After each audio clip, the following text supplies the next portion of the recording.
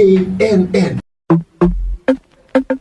aniya ku maanaan kaalay haye kalsooni siisay Kalamaan aniya ku maanaan kaalay kalsooni siisay Kalamaan aniya ku maanaan kaalay haye kalsooni siisay Kalamaan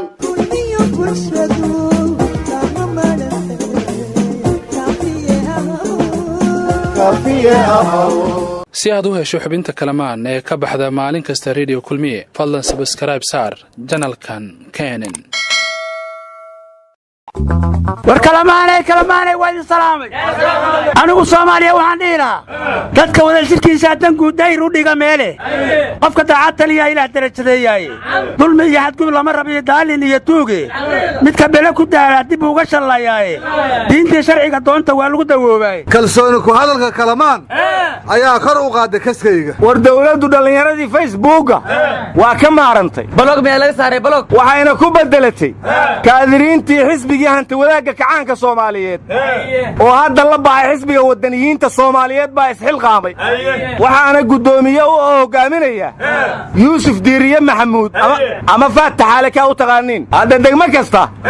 waxay ku diyaariyeen xoogag leeyahay wadaniyiin oo hal ku dhagyadooda wato 6 saac oo habeenimo hadii la waco soo baxayo hawlgalaya ariyaa isxilqaan tiyaatarka lagu dhisay xaa kale oo qabahayaan war dalkan wax qabadka laga rabay hal guri waa ka weeya war kaadiriinta sheegaysaa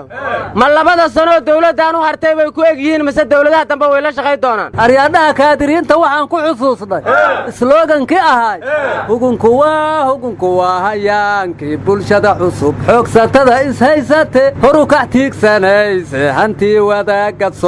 Soomaaliyeed war Soomaalidu weligeed hantideeda wadaagaysa qof u soo martiyana weligeed kama seexan weligeed ba iskeed bay wax u qabsan jirta Soomaalidu war ra'iisul wasaare khayre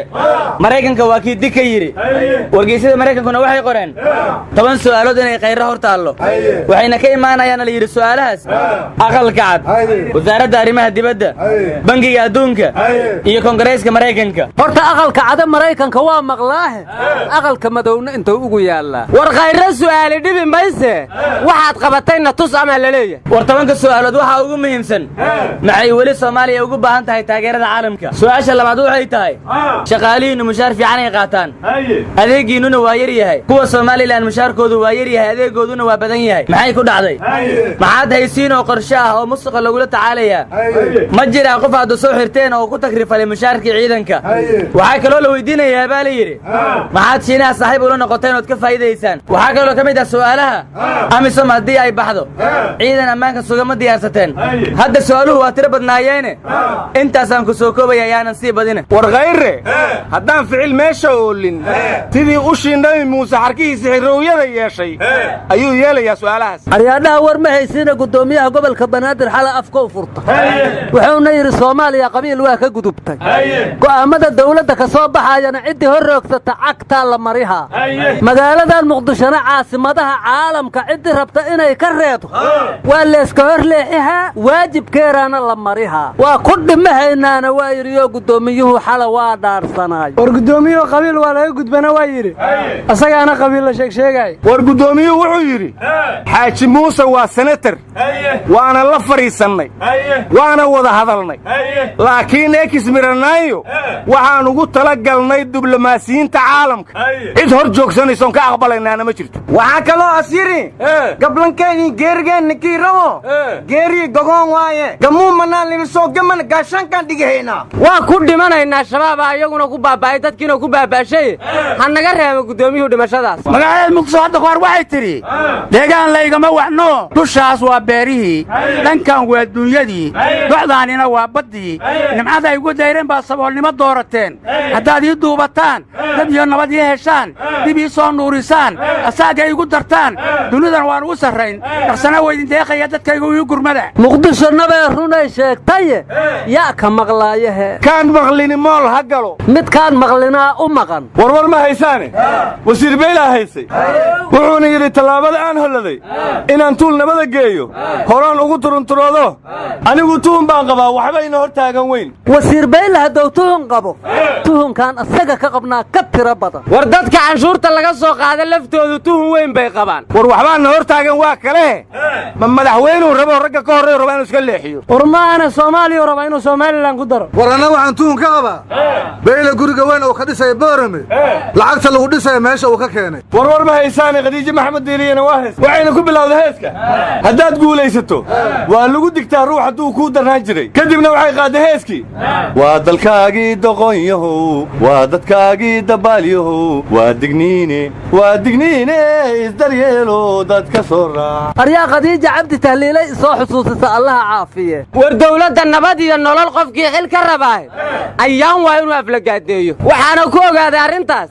xildhibaan fawsiye maxamed sheekh oo afhayeenkii mucaaradka ahayd wasiir baa lagu aamusiyey war haddii wasiir lagu aamusaayo fiqi ma loo waaye war fiqi ra'iisul wasaarenimuu ku riyoodaye wasiir xaguu geynaya war nimayo war ma haysaane war weyn baa yimid waa kooba intuu ka yimid war kenyuu ka yimid oo tidhi sirdoonkeennu xog rasmiya uu al-shabaab ka soo helay waxayna dhaheen madaxdoodii aad dirirtay qaar qoortaa laga gooyay dhaheen shabaabaa qoortiis ka guray warkaas ahu hadduu jiro war ka raayo oon maqli lahay maba jiro war shabaab waa dagaalamayaal dawlad la dagaasha hadday waayaanna ayagaa diriraya marka wax la diriray waayeen war shabaab meeshay baabuurka dhuxusha sida ku gubeen waa qalimow marka kenya waxba ma kala oga war ciidanka garaamkii laga goosta waa ciidamada xasilinta gaalkacyooda waxba ma kala ogin war meesha musuqa laysku xirxiray waa garow war musuqa wasiiraa loo xirxiray somalilan shaqaala ka hadlaysaa anugu kuweenoo wacaska gurahayaan caawd mal soo xero idinka war xildhibaanadii hore waxay dhaheen